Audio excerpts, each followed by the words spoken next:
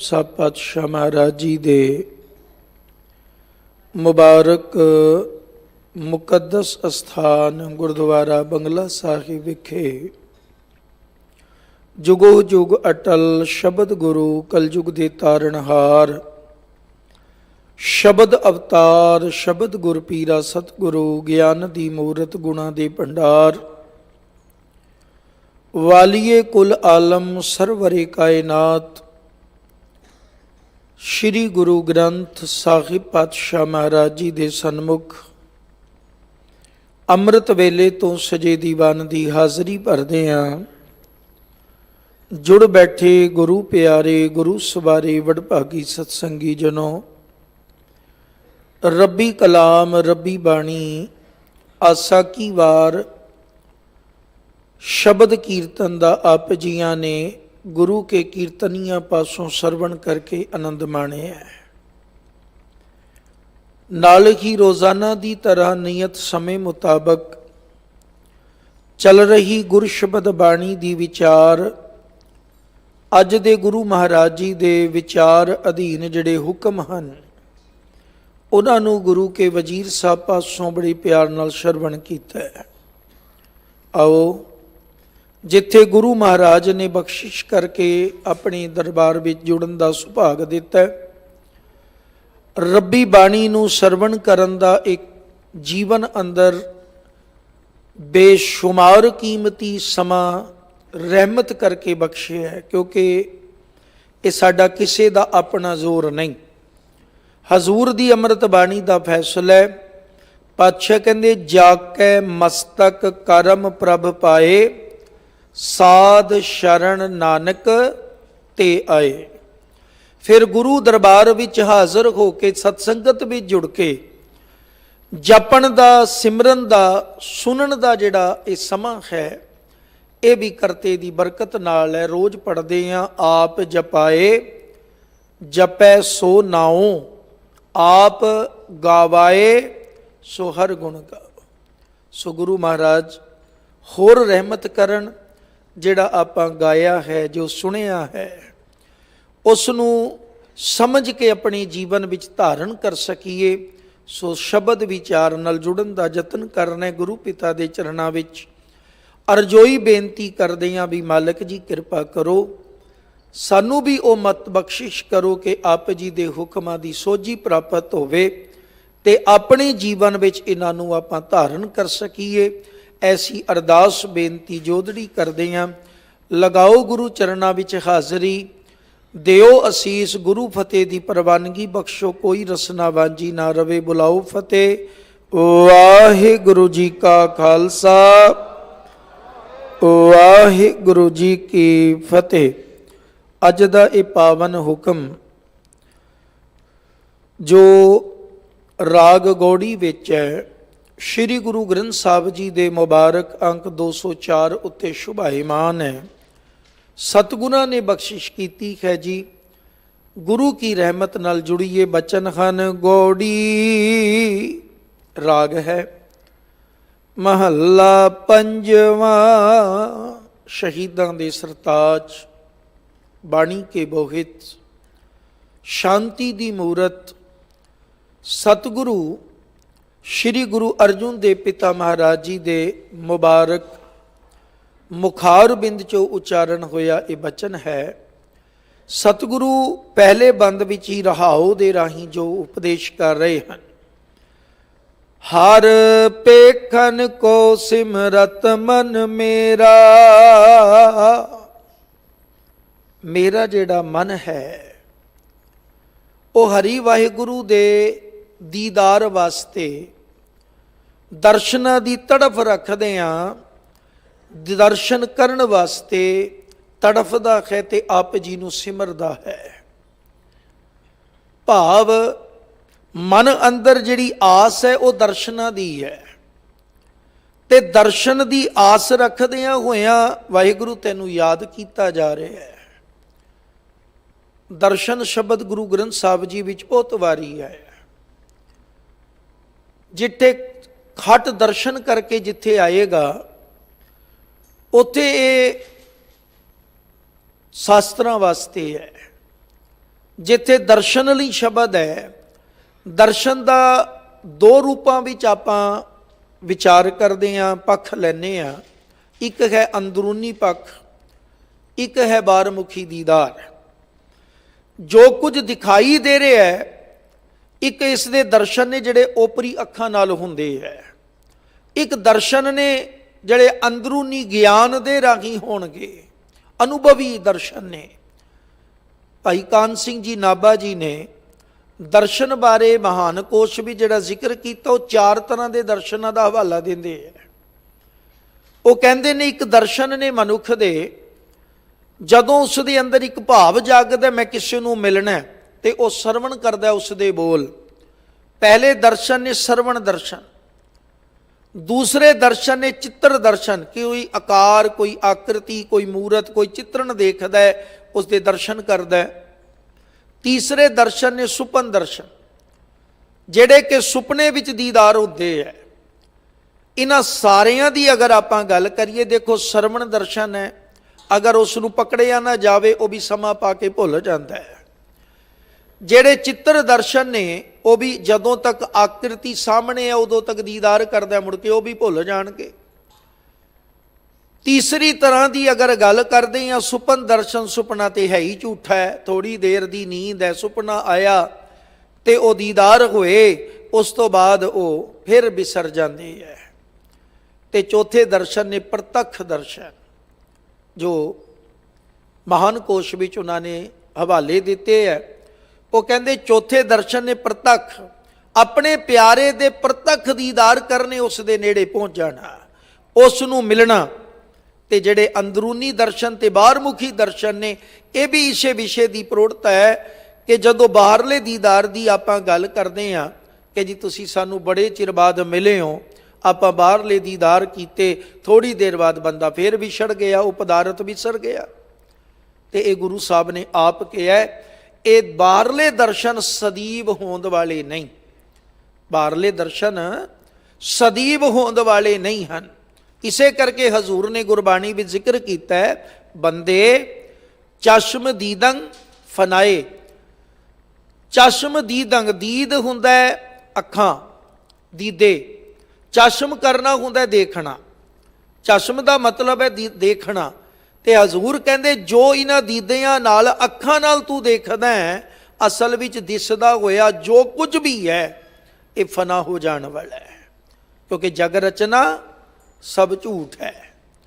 ਜਾਨ ਲਿਹੋ ਰੇ ਮੀਤ, ਕਹਿ ਨਾਨਕ ਥਿਰ ਨਾ ਰਹਿ, ਜੋ ਬਾਲੂ ਕੀ ਭੀਤ।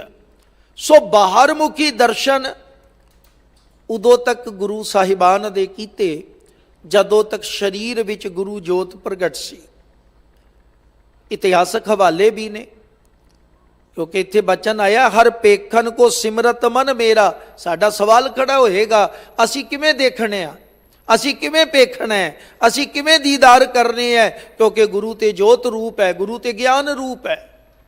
ਤਾਂ ਕਰਕੇ ਇਸ ਗੱਲ ਨੂੰ ਸਮਝਣਾ ਹੈ ਕਿ ਜਿਹੜੇ ਬਾਹਰਮੁਖੀ ਦਿਖਾਈ ਦੇਣ ਵਾਲੇ ਦਰਸ਼ਨ ਨੇ, ਇਹ ਸਦੀਵ ਹੋਂਦ ਵਾਲੇ ਨਹੀਂ। ਇਤਿਹਾਸਕ ਹਵਾਲਾ ਹੈ, ਸੂਰਜ ਪ੍ਰਕਾਸ਼ ਦੇ ਵਿੱਚ ਆਪਾਂ ਪੜ੍ਹ ਸਕਦੇ ਹਾਂ। ਇੱਕ ਵਾਰੀ ਬਾਬਾ ਬੁੱਢਾ ਸਾਹਿਬ ਜੀ ਨੇ ਧੰਨ ਸਤਿਗੁਰੂ ਗੁਰੂ ਅਮਰਦਾਸ ਸਾਹਿਬ ਪਾਤਸ਼ਾਹ ਮਹਾਰਾਜ ਨਾਲ ਵਾਰਤਾ ਕਰਦੇ ਹਾਂ, ਸਵਾਲ ਰੱਖਿਆ, ਪਾਤਸ਼ਾਹ ਜਿਹੜੀਆਂ ਸੰਗਤਾਂ ਆਪ ਜੀ ਦੇ ਦਰਸ਼ਨ ਪਰਸਨ ਵਾਸਤੇ ਆਉਂਦੀਆਂ, ਉਹਨਾਂ ਸੰਗਤਾਂ ਦੇ ਮਨ ਅੰਦਰ, ਉਹਨਾਂ ਸੰਗਤਾਂ ਦੇ ਚਿੱਤ ਵਿੱਚ ਇੱਕ ਖਿਆਲ ਜਾਗਦਾ ਹੈ ਕਿ ਅਸੀਂ ਆਪਣੇ ਗੁਰੂ ਦੇ ਰੋਜ਼ ਦਰਸ਼ਨ ਕਰੀਏ, ਤੇ ਰੋਜ਼ ਤੇ ਇਹ ਹੋ ਨਹੀਂ ਸਕਣਾ। ਅੱਜ ਕੱਲ੍ਹ ਵਰਗੇ ਸਾਧਨ ਨਹੀਂ ਹਨ। ਅੱਜ ਆਪਾਂ ਵੇਖਦੇ ਹਾਂ ਨਾ, ਅੱਜ ਵੀ ਅਸੀਂ ਕਿਸੇ ਖਾਸ ਸਥਾਨ ਤੇ ਦਰਸ਼ਨ ਕਰਨ ਜਾਣੇ, ਸਾਨੂੰ ਜਾਣਾ ਪੈਂਦਾ ਹੈ। ਇਤਨੇ ਜ਼ਿਆਦਾ ਅਗਾ ਵਧੂ ਸਾਧਨ ਹੋਣ ਦੇ ਬਾਵਜੂਦ ਵੀ ਰੋਜ਼ ਉਹ ਦਰਸ਼ਨ ਕਰਨੇ ਔਖੇ ਹੈ। ਤੇ ਉਦੋਂ ਤੇ ਅੱਜ ਕੱਲ੍ਹ ਵਰਗੇ ਸਾਧਨ ਨਹੀਂ ਸਨ। ਤੇ ਬਾਬਾ ਬੁੱਢਾ ਸਾਹਿਬ ਦੇ ਸਵਾਲ ਦਾ ਜਵਾਬ ਦਿੰਦੇ ਆ, ਧੰਨ ਗੁਰੂ ਅਮਰਦਾਸ ਸਾਹਿਬ ਜੀ ਨੇ ਜਿਹੜੇ ਬਚਨ ਕਹੇ ਉਹ ਸੂਰਜ ਪ੍ਰਕਾਸ਼ ਵਿੱਚ ਦਰਜ ਹਨ। ਆਪ ਜੀ ਨੇ ਉੱਥੇ ਜ਼ਿਕਰ ਕੀਤਾ, ਸਤਿਗੁਰੂ ਮਹਾਰਾਜ ਨੇ ਕਹਿਣ ਲੱਗੇ, ਜਿਹੜਾ ਗੁਰੂ ਦਰਸ਼ਨ ਦੀ ਚਾਹ ਰੱਖਦਾ ਹੈ, ਗੁਰ ਸ਼ਬਦ चित लाए प्रीत, वो गुरु दे शब्द नाल चित करके प्रीत पा लवे, ते जदों शब्द नूं पढ़ेगा उदों गुरु दे दीदार होणगे। अज ते साडे कोल प्रतख प्रमाण है, गुरमूरत गुर शब्द है। अज भी साडे अंदर इस शब्द दे भाव नूं लैके एक जाग लगनी चाहिदी है कि हर पेखन को सिमरत मन मेरा, हरी नूं मिलना चाहुंदा है मेरा मन, ते हरी ते पहलों ही निराकार है। हरी वाहिगुरु ते है ही निरंकार दी जिहड़ी जोत दी आपां गल करदे आ, वो आकार तो रहत है। मूल मंत्र पढ़दे आ, अजूनी पढ़दे आ, काल मूरत पढ़दे आ, फिर दर्शन किवें होणगे?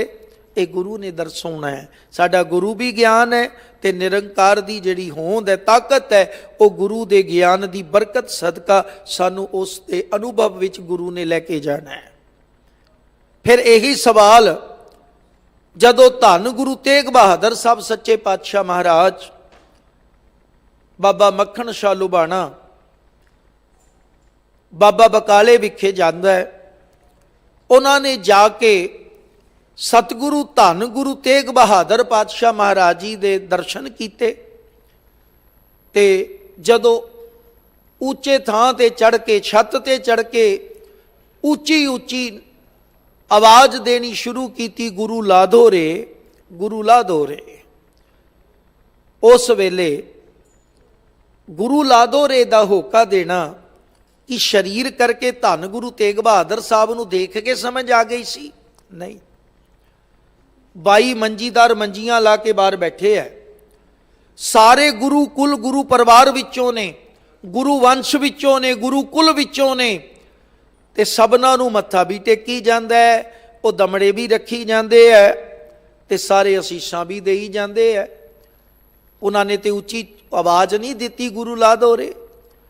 जदों पुछना कीता भी इत्थे गुरु कुल गुरु परिवार विचों कोई होर गुरु व्यक्ति दा, गुरु दा खानदानी परिवार वाला रहिंदा है, पता लग्या हाँ तेग बहादुर जी, त्यागमल जी वो रहिंदे है, अंदर ने, नगर दे विच ने। आप जी उत्थे पहुँचते है, गुरु दे दर्शन करते है, जिवें बाहर मत्थे टेके सन ओहो जी करिया उत्थे भी कीती। लेकिन जदों गुरु ने वार्ता की, विचार रखे, अपने बोल भाई मक्खण शाह लुबाणे दे कन्नी पाए, समझ आ गई भी पूरा गुरु ये है। देखण नाल नहीं गल बनी, समझ आ गई गुरु दे हुक्म नूं, बोलां नूं सुन के एक मिनट नहीं लाया, मत्था टेकदा है, बहुत खुशी का इजहार करदा है। ते जिस कमरे विच गुरु पातशाह बैठे हुए ने उस दे उत्ते चढ़ के उच्ची उच्ची रोला पाता, गुरु लाधो रे, गुरु लाधो रे। दर्शन ओ ने, गुरु दे बोल, गुरु दा शब्द, गुरु दा हुक्म पल्ले पिया, पता लग गया ये पूरा गुरु है। फिर पूरा गुरु ही पूरे रब दे दीदार कराउंदा है। आपां जपजी साहब पढ़ते हैं, मन्नै तरै तारे गुर सिख। बाबा नानक जी ने उत्थे जो सानू जुगत समझाना की भी रब जिहड़ा है, अगर असी उस नूं मिलना है तो अपने आप नूं दुनिया दे बंधन जंजाल तो मुक्त करना है, तो किवें होवेगा? एक कारज होएगा पूरे गुरु नूं मिल के। ते पूरे गुरु दी नाल इत्थे जुगत दर्श देती कि पूरा गुरु कौन है? जिहड़ा रब्बी हुक्म नूं मन के आप तरिया ते अपने सिखां नूं तारदा है। जदों अर्थ करदे आ, अर्थ इंज बनदे है कि मन्नै तरै तारे गुर सिख दा भाव समझना है कि मन के गुरु तरदा है ते सिखां नूं तारदा है। मन्नै तरै गुर ते तारे सिख, भाव यह है भी मन के तर गया ते अपने सिखां नूं तार गया। सो हरी नाल जोड़, हरी नाल मिलाप, ये गुरु ने करवाना है। उस तक पहुँचने लई पहला गुरु है, फिर गुरु की बरकत नाल सच्चे दे दीदार ने। जदों मक्खण शाह लुबाणा जी काफ़ी लम्मा समा धन गुरु तेग बहादुर पातशाह की सेवा विच हाज़र रहे, जदों घर परतन लगे उत्थे भी सवाल यही सी, सच्चे पातशाह चित नहीं करदा मेरा जाण नूं, पर बाबा नानक दा हुक्म है किरत करनी है। ਤੇ ਮੈਨੂੰ ਕਿਰਤ ਬਖਸ਼ਿਸ਼ ਹੋਈ ਹੈ, ਆਪ ਜੀ ਦੀ ਕਿਰਪਾ ਸਦਕਾ ਮੈਂ ਉਹ ਵੀ ਨਿਭਾਉਣੀ ਹੈ ਤੇ ਮੈਂ ਵਾਪਸ ਪਰਤਣ ਲੱਗਾ, ਪਰ ਚਿੱਤ ਨਹੀਂ ਕਰਦਾ। ਦਰਸ਼ਨਾਂ ਦੀ ਤੜਫ ਹੈ। ਧੰਨ ਗੁਰੂ ਤੇਗ ਬਹਾਦਰ ਪਾਤਸ਼ਾਹ ਮਹਾਰਾਜ ਨੇ ਇੱਕੋ ਗੱਲ ਆਖੀ ਸੀ, ਮੱਖਣ ਸ਼ਾਹ, ਅਗਰ ਬਾਬੇ ਦੇ ਦਰਸ਼ਨਾਂ ਦੀ ਤੜਫ ਜਾਗੇ ਨਾ, ਗੁਰੂ ਨਾਨਕ ਦੇ ਹੁਕਮ ਦੀ ਜਿਤਨੀ ਘਾਲ ਕਮਾਈ ਕਰਨੀ ਚਾਹੁੰਦਾ ਹੈ, ਤੇ ਉਸ ਵਿੱਚ ਇੱਕ ਗੱਲ ਚੇਤੇ ਰੱਖੀ, ਬਾਬੇ ਦੇ ਸ਼ਬਦ ਨੂੰ ਨਾ ਵਿਸਾਰੀ। ਜਦੋਂ ਸ਼ਬਦ ਪੜ੍ਹੇਗਾ ਉੱਥੇ ਬਾਬਾ ਨਾਨਕ ਤੇ ਉੱਥੇ ਨਿਰੰਕਾਰ ਦੀ ਹਜ਼ੂਰੀ ਤੈਨੂੰ ਪ੍ਰਤੱਖ ਦਿਖਾਈ ਦੇਗੀ। ਸੋ ਇਹ ਅਰਦਾਸ ਅੱਜ ਆਪਾਂ ਵੀ ਕਰਨੀ ਹੈ, ਇਹ ਤੜਫ ਲੈ ਕੇ ਅਰਦਾਸ ਕਰੀਏ। ਹਰ ਪੇਖਨ ਕੋ ਸਿਮਰਤ ਮਨ ਮੇਰਾ, ਦਰਸ ਤੇਰੇ ਕੀ ਪਿਆਸ ਮਨ ਲਾਗੀ। ਤੇਰੇ ਦਰਸ਼ਨਾਂ ਦੀ ਪਿਆਸ ਲੱਗੀ ਹੈ ਅੰਦਰ। ਦਰਸ਼ਨ ਮੰਗੋ ਦੇ ਪਿਆਰੇ, ਹੇ ਵਾਹਿਗੁਰੂ ਤੇਰੇ ਦਰਸ਼ਨਾਂ ਦੀ ਅੰਦਰ ਖਿੱਚ ਪੈਦਾ ਹੋਈ ਹੈ। ਇੱਕ ਇੱਥੇ ਬੇਨਤੀ ਕਰਦੇ ਹਾਂ ਅਸੀਂ ਲੋਕ ਸਮੇਤ ਮੇਰੇ, ਸਾਨੂੰ ਬਾਬਾ ਰੱਬ ਗੁਰੂ ਉਦੋਂ ਚੇਤੇ ਆਉਂਦਾ ਹੈ ਜਦੋਂ ਕੋਈ ਜ਼ਰੂਰਤ ਬਣਦੀ ਹੈ। ਜਦਕਿ ਗੁਰੂ ਨਾਨਕ ਦਾਤੇ ਦਾ ਰੋਜ਼ ਇੱਕ ਬਚਨ ਆਪਾਂ ਰਹਿਰਾਸ ਸਾਹਿਬ ਵਿੱਚ ਰੋਜ਼ ਪੜ੍ਹਦੇ ਹਾਂ, ਸੁਣ ਵੱਡਾ ਆਖੇ ਸਭ ਕੋਏ। ਸੁਣ ਕੇ ਉੱਥੇ ਪਾਠ ਕਰਦੇ ਹਾਂ, ਦਰਸ਼ਨ ਕਰਿਓ ਬਾਣੀ ਦੀ ਲਿਖਤ ਦੇ, ਡਾਣੇ ਨੂੰ ਸਿਹਾਰੀ ਪਈ ਹੈ। ਰੁਕਣਾ, ਸੁਣ ਕੇ। ਵੱਡਾ ਆਖੇ ਸਭ ਕੋਏ, ਹਰ ਕੋਈ ਵੱਡਾ ਵੱਡਾ ਆਖਦਾ ਹੈ ਸੁਣ ਕੇ। ਪਰ ਅਗਲੀ ਗੱਲ ਬਾਬਾ ਨਾਨਕ ਜੀ ਕਹਿੰਦੇ, ਕੇਵੜ ਵੱਡਾ ਡੀਠਾ ਹੋਏ। ਉਹ ਹੈ ਕਿਤਨਾ ਵੱਡਾ, ਇਹ ਤੇ ਦੇਖਿਆ ਪਤਾ ਲੱਗਣਾ ਹੈ।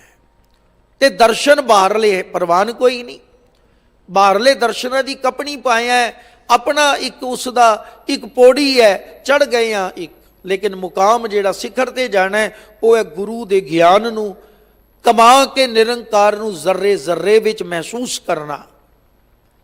ਤੇ ਜਿਸ ਦਿਨ ਇਹ ਮਹਿਸੂਸ ਹੋਏਗਾ ਉਸ ਦਿਨ ਫਿਰ ਸਮਝਣਾ ਵੀ ਪਤਾ ਲੱਗ ਜਾਂਦਾ ਹੈ ਕਿ ਹੇ ਮੇਰੇ ਵਾਹਿਗੁਰੂ ਮੈਂ ਤੇਰੀ ਕਿਹੜੀ ਗੱਲ ਆਖਾਂ, ਮੈਂ ਤੇਰਾ ਕਿਹੜਾ ਰੂਪ ਆਖਾਂ।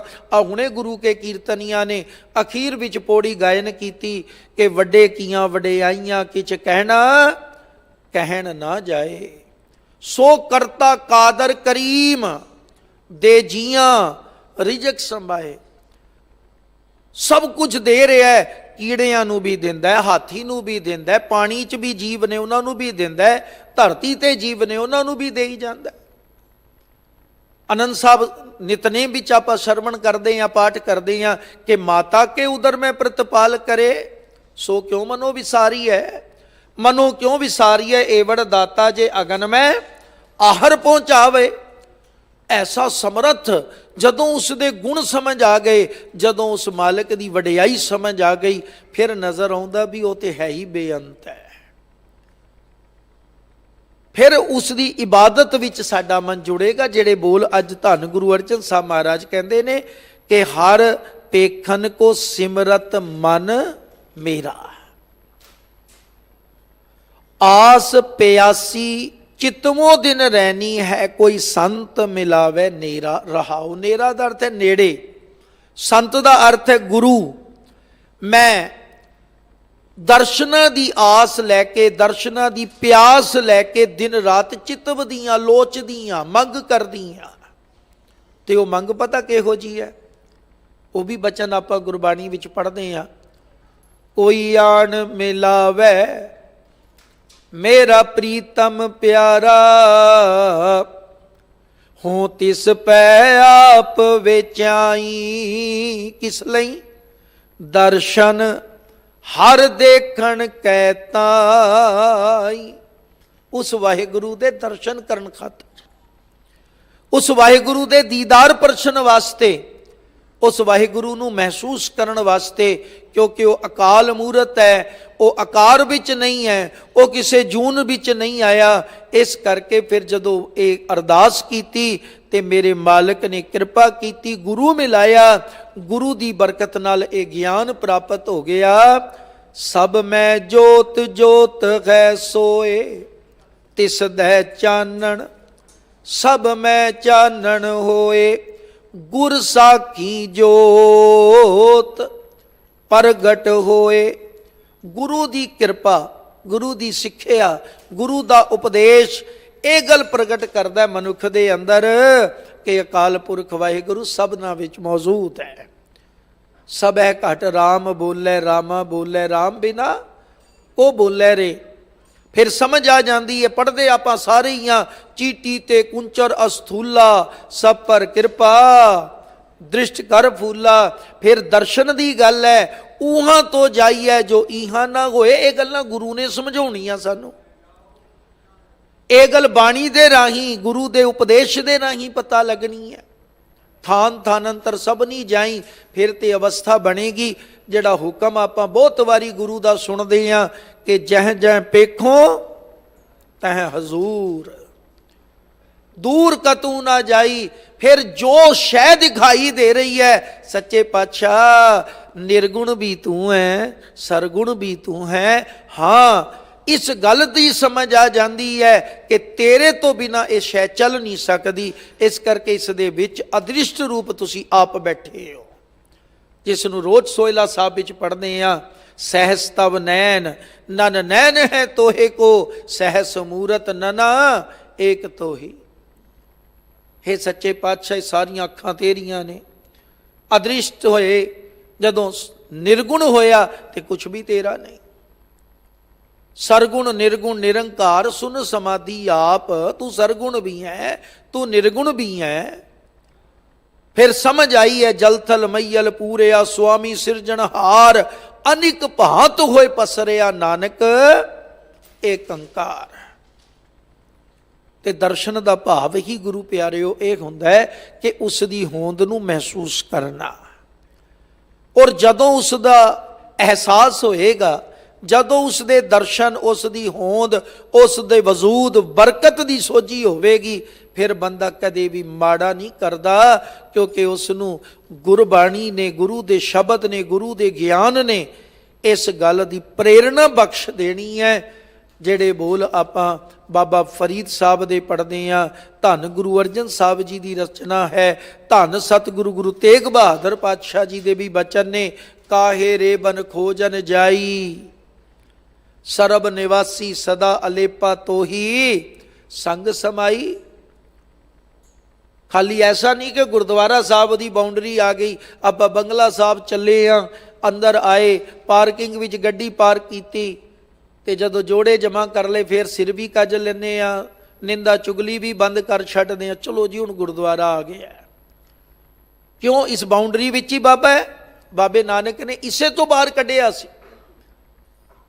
जे मक्के विच ही बाबा नानक जी मनदे भी खुदा वसदा है, तो फिर वो सानू ये गल ना आख दे कि हे भाई असी तो साखी सुन ली पिछले दिनों विच कि बाबे ने फिरिया मक्का कला दिखाई। पर बाबे ने वो कला ये दिखाई सी कि साडे हिरदियां विच एहसास करा दिता कि जिहड़ा खुदा है, जिहड़ा रब है, जिहड़ा वाहिगुरु है, वो सबना थावां ते हर वक्त मौजूद रहिंदा है। ते साडा गुरुद्वारे आउण दा, साडा गुरु नूं नतमस्तक होण दा, साडा बैठ के बाणी पढ़न सुनन दा पाए दा तां है, लाभ तां है जे असीं एहसास करिए कि थान ते थान अंतर।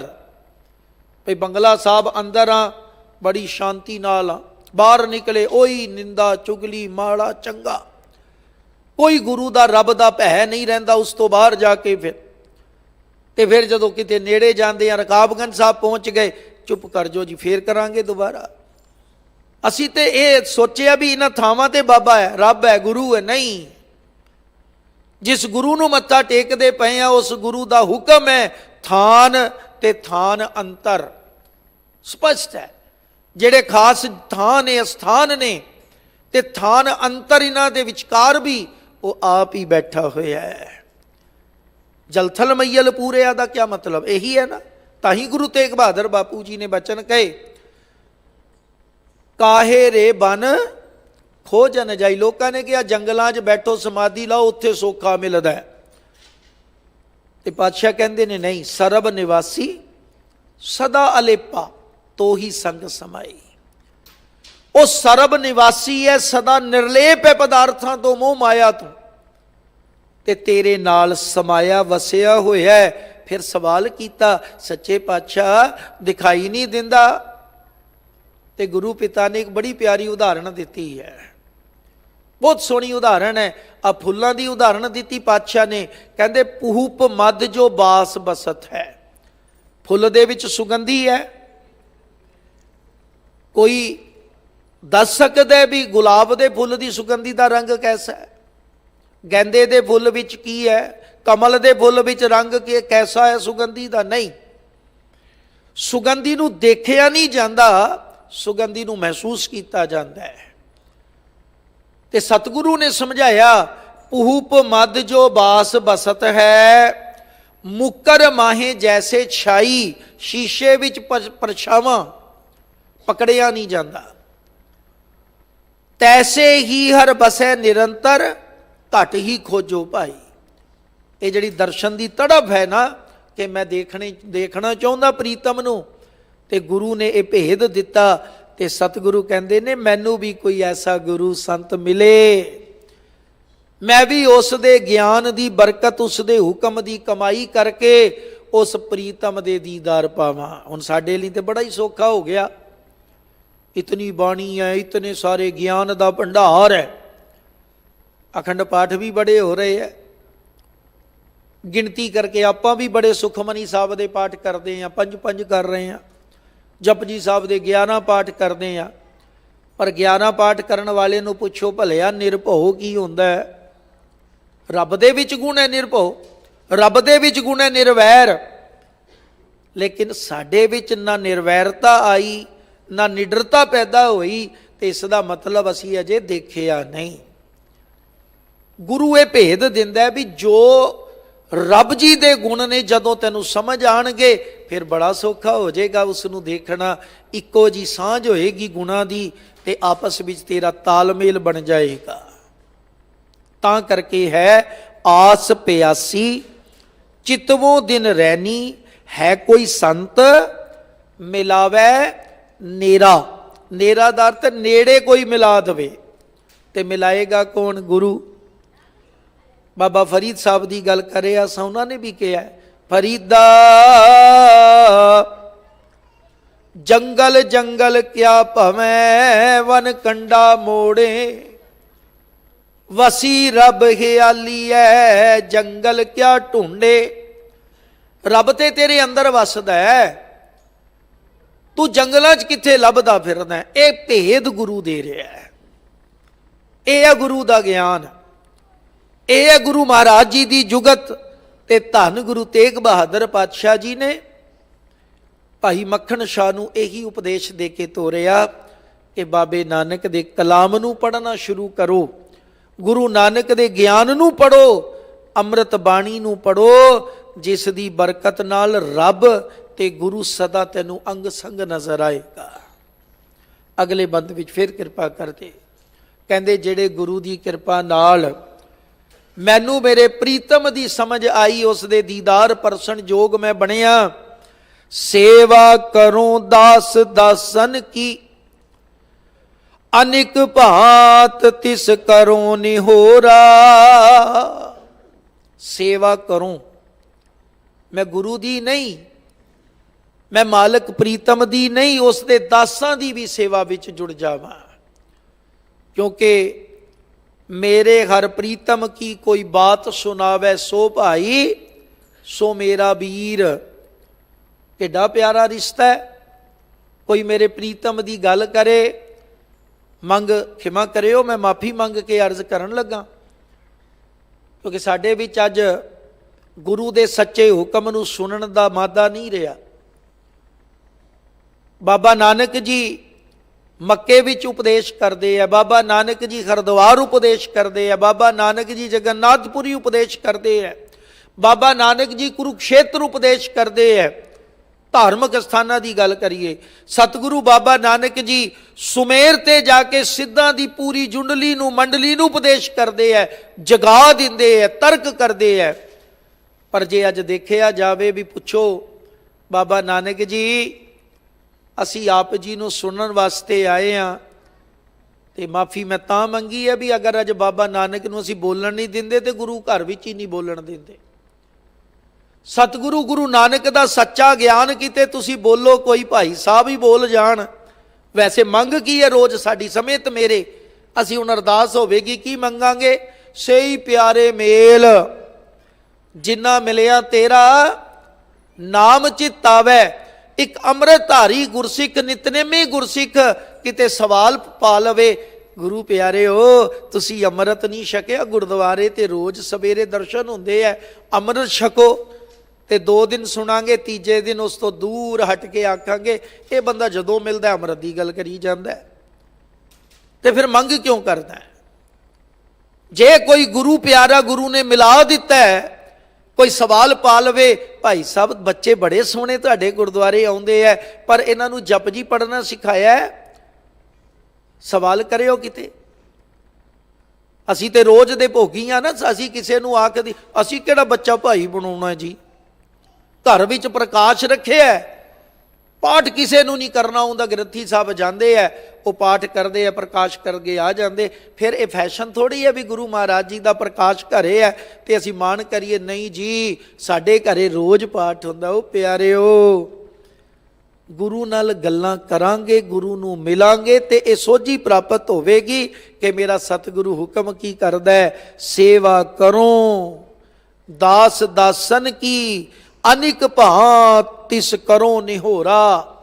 ਨਿਹੋਰਾ ਆਮ ਬੋਲੀ ਸ਼ਬਦ ਹੈ, ਨਿਹੋਰੇ ਕਰਨਾ। ਆਮ ਬੋਲਦੇ ਆ ਵੀ ਕੀ ਗੱਲ ਬੜੇ ਨਿਹੋਰੇ ਕਰਦਾ ਉਸ ਦੇ ਤੂੰ, ਬੜਾ ਦੀਨ ਹੋ ਕੇ ਬੇਨਤੀਆਂ ਜੋਦੜੀਆਂ ਕਰੀ ਜਾਂਦਾ, ਤਰਲੇ ਲਈ ਜਾਂਦਾ ਉਸ ਦੇ, ਕੀ ਗੱਲ? ਤੇ ਬਾਬਾ ਜੀ ਕਹਿੰਦੇ ਮੈਂ ਪ੍ਰੀਤਮ ਵਾਹਿਗੁਰੂ ਰੱਬ ਨੂੰ ਮਿਲਾਉਣ ਵਾਲੇ ਗੁਰੂ ਅਤੇ ਗੁਰੂ ਦੇ ਸੇਵਕਾਂ ਦੇ ਨਿਹੋਰੇ ਕਰਦਾ। ਮੈਨੂੰ ਗੁਰੂ ਦਾ ਭੇਦ ਦੱਸਿਆ ਹੈ, ਮੈਨੂੰ ਗੁਰੂ ਨਾਲ ਜੋੜਿਆ ਹੈ, ਮੈਨੂੰ ਮਾਲਕ ਦੀ ਸੋਝੀ ਗੁਰੂ ਤੋਂ ਪ੍ਰਾਪਤ ਹੋਈ ਹੈ। ਤਾਂ ਹੀ ਤੇ ਮੰਗ ਹੈ ਨਾ, ਸੱਜਣ ਪਿਆਰਿਆਂ ਦੇ ਮਿਲਾਪ ਦੀ ਅਰਦਾਸ ਕਰਦਾ ਗੁਰਸਿੱਖ, ਰੋਜ਼ ਅਰਜ਼ੋਈਆਂ ਬੇਨਤੀਆਂ ਕਰਦਾ ਮਾਲਕ ਵਾਸਤੇ ਕਿ ਮੈਂ ਪ੍ਰੀਤਮ ਨੂੰ ਮਿਲਣਾ ਪਰ ਮੈਨੂੰ ਸੰਗਤ ਉਹਨਾਂ ਪਿਆਰਿਆਂ ਦੀ ਬਖਸ਼।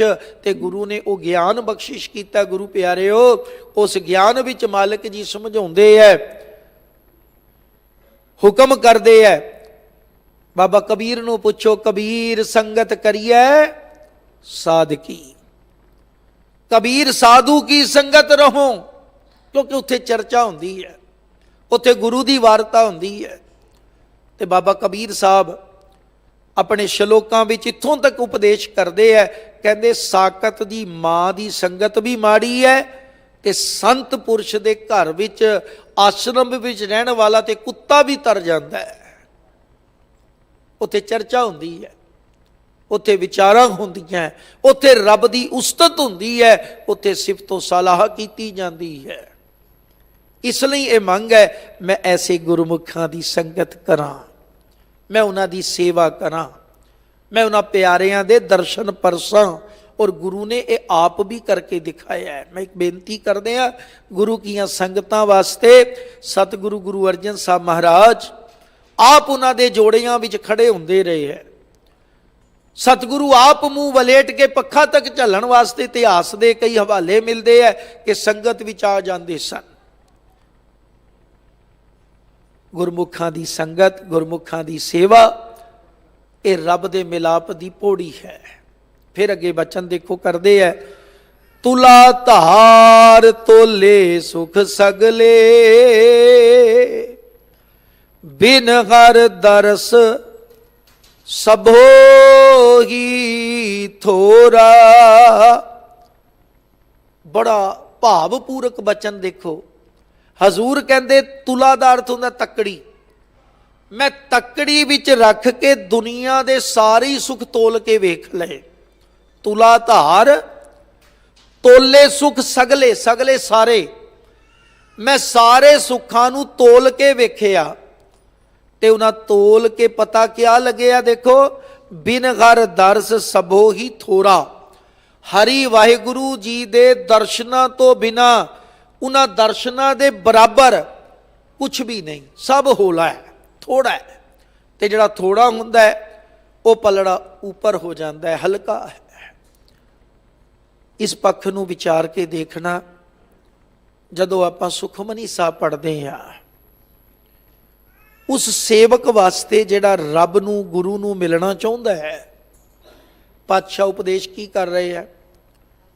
ਗੁਰ ਕੈ ਗ੍ਰਹਿ सेवक जो रह, गुरु की आज्ञा मन में सह, आपस को कर कछ न जनावै, हर हर नाम हृदय सत्यावै। मन बेचै सतगुर कै पास, तिस सेवक के कारज रास, सेवा करत होए निहकामी, तिसको होत प्रापत स्वामी।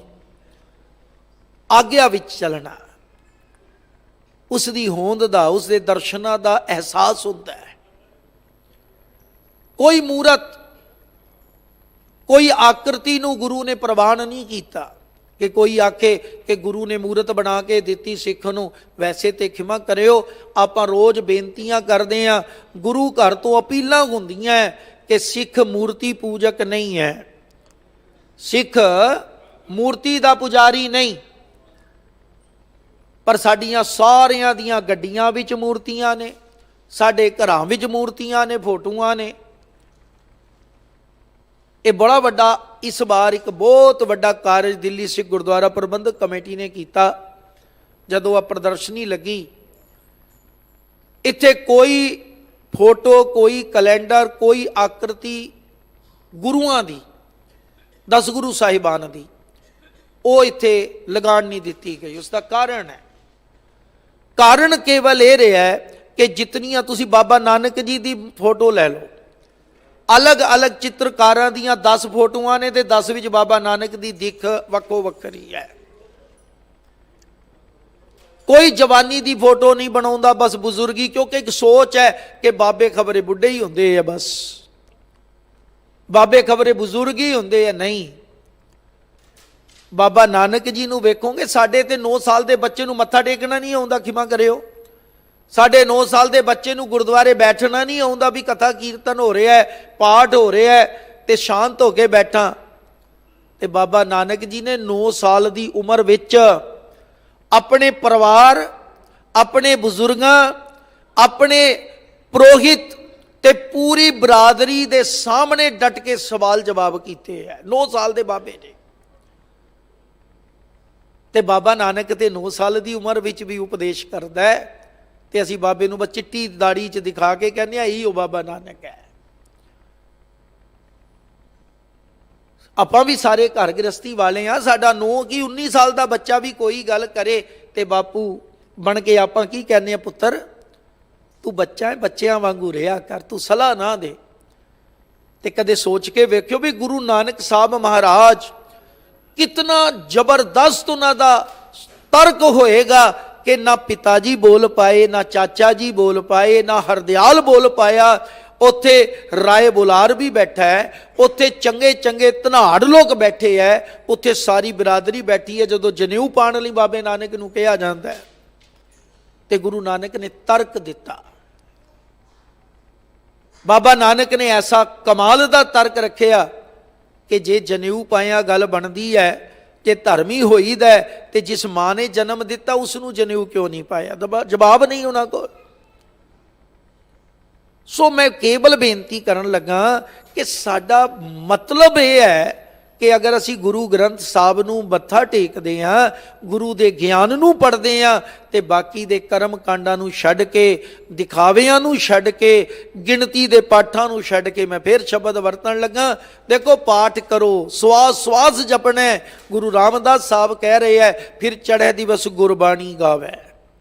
लेकिन उत्थे नहीं कहते कि चढ़े दिवस 11 पाठ जप जी गावे या 5 सुखमनी गावे, तो मुड़ के 10 लोगों को जदों तक दसदा नहीं उदों तक तो मैनू कई बारी जापदा भी पाठ ही नहीं मुकम्मल होंदे।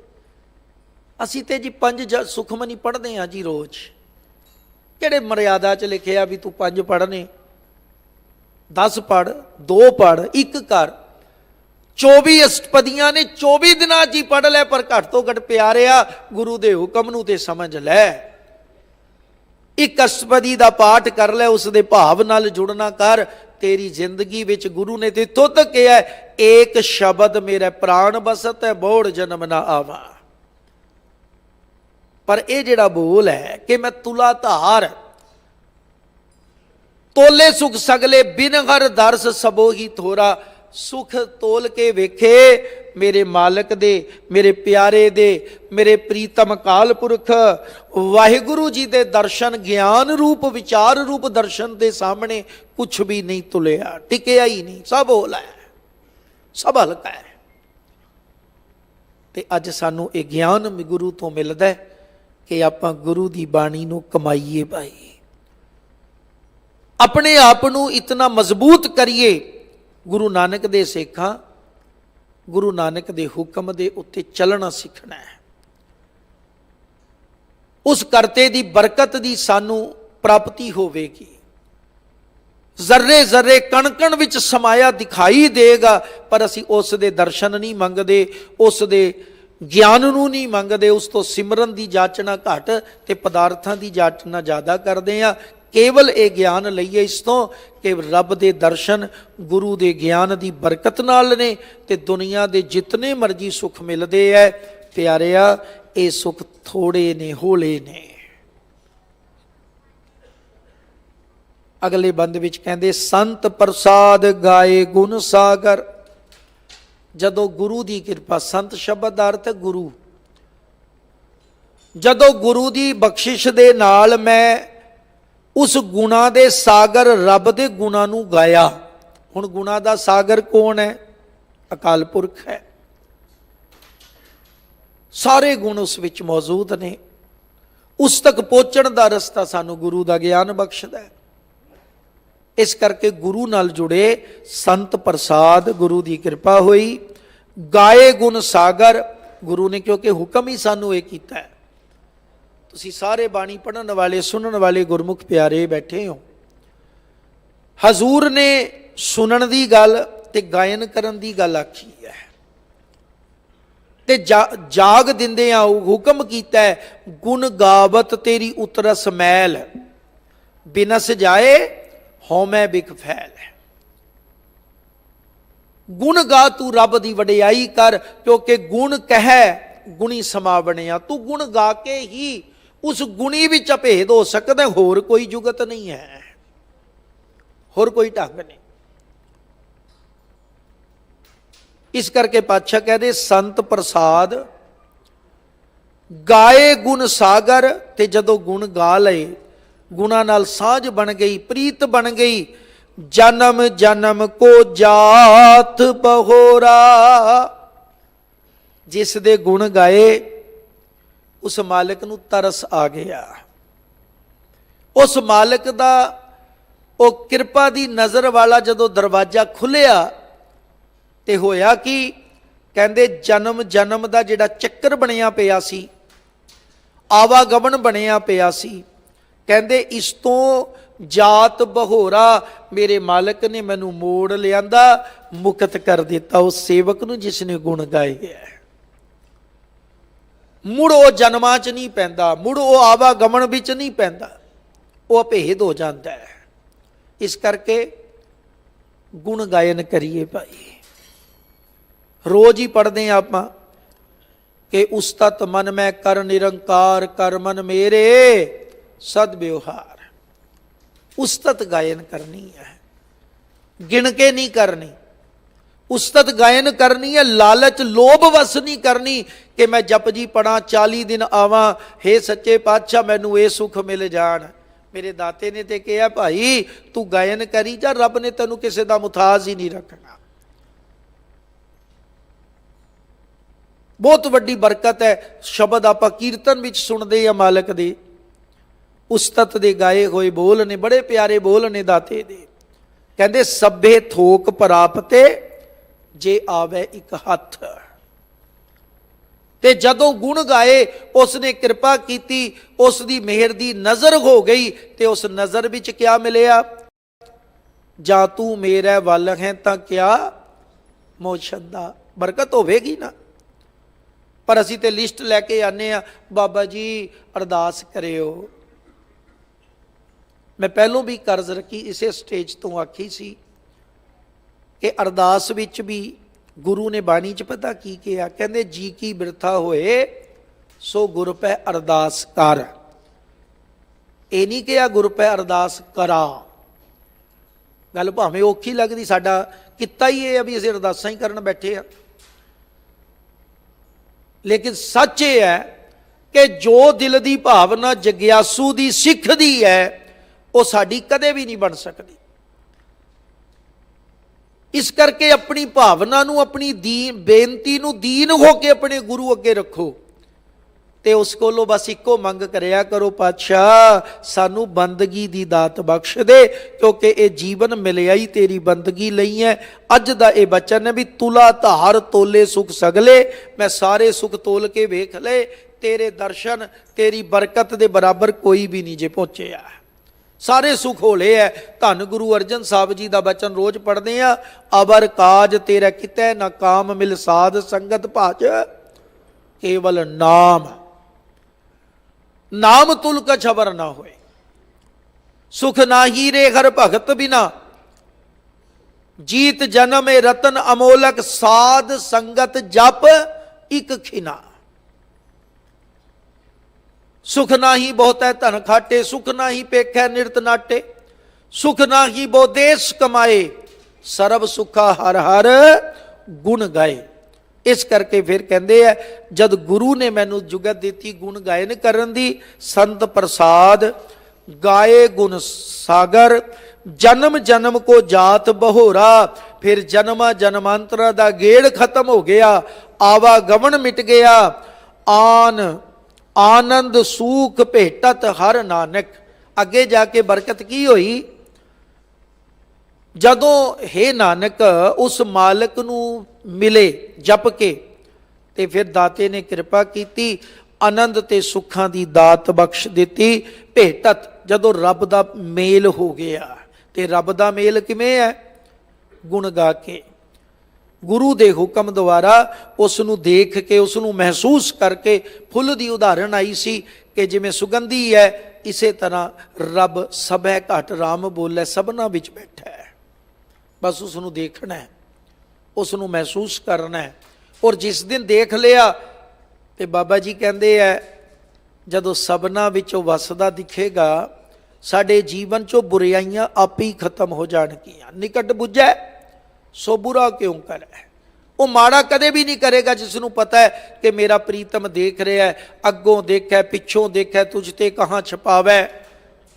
ਉਹ ਸਭ ਥਾਈਂ ਹੈ, ਜ਼ਰੇ ਜ਼ਰੇ ਵਿੱਚ, ਹਰ ਵਕਤ ਮੈਨੂੰ ਹਰ ਜਗ੍ਹਾ ਦੇਖਦਾ ਹੈ। ਇਸ ਕਰਕੇ ਸਤਿਗੁਰੂ ਕਹਿੰਦੇ, ਆਨੰਦ ਸੂਖ ਭੇਟਤ ਹਰ ਨਾਨਕ, ਜਨਮ ਕਿਰਤਾਰਥ ਸਫਲ ਸਵੇਰਾ। ਸਵੇਰਾ ਦਾ ਅਰਥ ਵਕਤ ਰਹਿੰਦੇ ਆ। ਮਾਲਕ ਨੇ ਇਹ ਜਨਮ ਸਫਲ ਕਰ ਦਿੱਤਾ, ਇਹ ਜਨਮ ਕਿਰਤਾਰਥ ਹੋ ਗਿਆ, ਮੁਕਤ ਹੋ ਗਿਆ।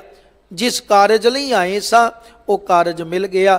ਤੇ ਕਾਰਜ ਕੀ ਸੀ, ਪ੍ਰਾਣੀ ਤੂੰ ਆਇਆ ਲਾਹਾ ਲੈਣ, ਲੱਗਾ ਕਿਤ ਕੁ ਫਕੜੇ, ਸਭ ਮੁਕਦੀ ਚੱਲੀ ਰਹਿਣ। ਇਹ ਵਾਰੀ, ਇਹ ਅਵਸਰ ਸਫਲ ਹੋਇਆ ਜਦੋਂ ਦਾਤੇ ਨੇ ਕਿਰਪਾ ਕੀਤੀ, ਗੁਣ ਗਾਇਨ ਕਰ ਕੀਤੇ। ਮਨੁੱਖ ਨੇ ਗੁਰੂ ਦੀ ਬਰਕਤ ਨਾਲ ਮਿਲਾਪ ਹੁੰਦਾ ਹੈ। ਸਤਿਗੁਰੂ ਕਿਰਪਾ ਕਰਨ ਸਾਡੇ ਜੀਵਨ ਵਿੱਚ ਵੀ ਗੁਰੂ ਕੋਲ ਆ ਕੇ ਇਹ ਸੋਝੀ ਬਣੇ ਕਿ ਅਸੀਂ ਵੀ ਰੱਬ ਦੇ ਗੁਣ ਗਾਈਏ, ਸੰਗਤ ਕਰੀਏ, ਬਾਣੀ ਪੜ੍ਹੀਏ, ਰੱਬ ਵਿੱਚ ਭਰੋਸਾ ਰੱਖ ਕੇ ਜੀਵਨ ਜੀਵੀਏ। ਫਿਰ ਲੋਕ ਪਰਲੋਕ ਸੁਹੇਲਾ ਹੋਈਆਂ ਬੇਅੰਤ ਭੁੱਲਾਂ ਨਾ ਚਿਤਾਰਨੀਆਂ। ਸ਼ਬਦ ਗੁਰੂ ਤੇ ਸਾਧ ਸੰਗਤ ਬਖਸ਼ਣ ਯੋਗ ਹੈ, ਬਖਸ਼ ਲੈਣਾ। ਫਤਿਹ ਦੀ ਸਾਂਝ ਪਾਓ। ਵਾਹਿਗੁਰੂ ਜੀ ਕਾ ਖਾਲਸਾ, ਵਾਹਿਗੁਰੂ।